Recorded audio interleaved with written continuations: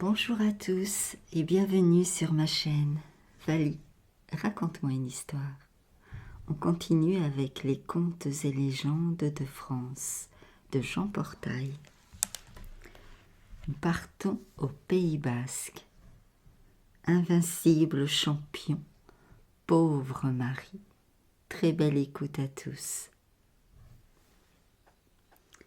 Un petit peuple qui danse au haut des Pyrénées, disait Voltaire avec son admirable sens du raccourci pittoresque. Cette définition s'applique étroitement aux joueurs de pelote. Lancer la balle, la saisir au vol, bondir avec elle est un véritable ballet tout de grâce aérienne. Parmi les plus célèbres pelotaries, on se souvient encore de Perquin, champion inégalé de la pelote à main nue. Brave, téméraire, comme peut l'être un Basque, il n'avait pas craint de revenir d'Espagne, où il s'était réfugié en pleine terreur, pour se mesurer sur la place des Alduldes, son village, avec le gaucher Curuchet, autre fameux joueur de pelote. C'était à l'occasion d'une fête patronale. Il vint, il vola, il vainquit.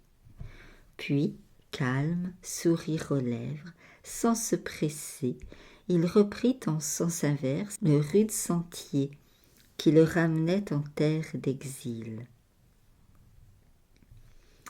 L'orage révolutionnaire passé, il reprit sa place au milieu des siens et continua de l'emporter sur tous. Las, aux plus belles médailles leur revers. La femme de Perquin se chargeait de cette contrepartie. Acariâtre, exigeante, virtuose de l'invective, elle ne cessait de le harceler de ses criailleries. Lui, bonhomme comme beaucoup de héros, souffrait en silence. L'idée de se venger lui vint un jour, un soir pour être exact. Cependant, il n'en menait pas large en regagnant son tempétueux foyer après une absence qu'il faut bien qualifier d'abusive, puisqu'elle avait duré 8 jours. 8 jours pour fêter sa double victoire contre Azang et Curuchet. 8 jours de joyeuseté à Saint-Palais, ville aimable entre toutes. Aussi, n'était-ce plus du pas du triomphateur qu'il allait. Pour ne rien vous cacher, mal remis en outre des dernières libations, il titubait, dos rond et l'ivresse penaude. Oh, surprise! Un total silence l'accueillit. Silence et obscurité. Non sans difficulté, car il avait le geste incertain, il trouva le bâton de résine, l'alluma. Alors il vit sa femme, couchée, les draps au menton, l'air d'avoir à tout jamais perdu la parole, morte. Sous le coup, Perquin se trouva dégrisé. Mais un champion à la pelote a le coup d'œil. Perquin, s'étant penché sur la forme inerte, se releva avec une drôle de grimace et courut demander à monsieur le curé l'extrême onction pour sa défunte. Il tenait à bien faire les choses. Quand le cortège se mit en marche, il y avait, devant, un enfant de chœur agitant la sonnette, suivi du bédeau chargé des saintes huiles. Puis venaient monsieur le curé et le veuf, encadrés par 2 autres enfants de chœur, l'un qui portait l'encensoir, l'autre des cierges plus grands que lui. Malgré la gravité du moment, monsieur le curé lui-même, fervent de la pelote, naturellement, semblait assez content de cet inhabituel déploiement. Soit qu'il y vît un juste hommage au champion, dont le martyre avait pris fin, soit qu'il jugeât opportun de signaler avec éclat l'arrivée au tribunal suprême de la fieffée bavarde, avec laquelle le Seigneur, tout puissant qu'il fût, risquait fort de n'avoir pas le dernier mot. Ils entrèrent et aussitôt reculèrent, épouvantés sous le flot d'injures qui les assaillait.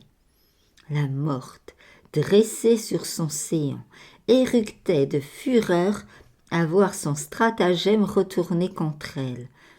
Il semblait que ces heures de silence eussent incroyablement fortifié ses cordes vocales et enrichi son répertoire. La leçon fut-elle profitable? La mégère éprouva-t-elle pour son astucieux mari une sorte de respect qu'elle n'avait jamais eu pour le champion? Si cela fut, disons qu'elle le dissimula bien. Apparemment semblable aux précédentes, donc, les années s'écoulèrent au bout desquelles sonna, pour madame Perken, l'heure fatidique. Il ne s'agissait plus de comédie, sans pompe vaine cette fois. Monsieur le curé lui avait administré les derniers sacrements, ce qui parut avoir pour effet d'amollir l'irascible, lui inspirant à l'égard de son mari son premier mouvement de pitié. « Courage, mon pauvre homme, lui dit-elle, nous nous retrouverons bientôt, je l'espère, dans un monde meilleur. » Et Perken, qui avait frémi, ne put retenir ces mots. « Abisgoia balimbada, hesitus artan inquisico. » Si ce monde-là est meilleur, je ne vous y retrouverai pas. Mais elle n'avait pas entendu, elle était morte, irrémédiablement morte. Et Perken, toujours soucieux d'interroger. « Et vous croyez, monsieur le curé, que je la retrouverai au paradis? »« Allons, allons, mon ami, répondit le saint homme. Remerciez Dieu de la grâce qu'il vous a faite et ne voyez pas l'avenir en noir. » Merci beaucoup pour votre écoute et à très vite pour un prochain conte.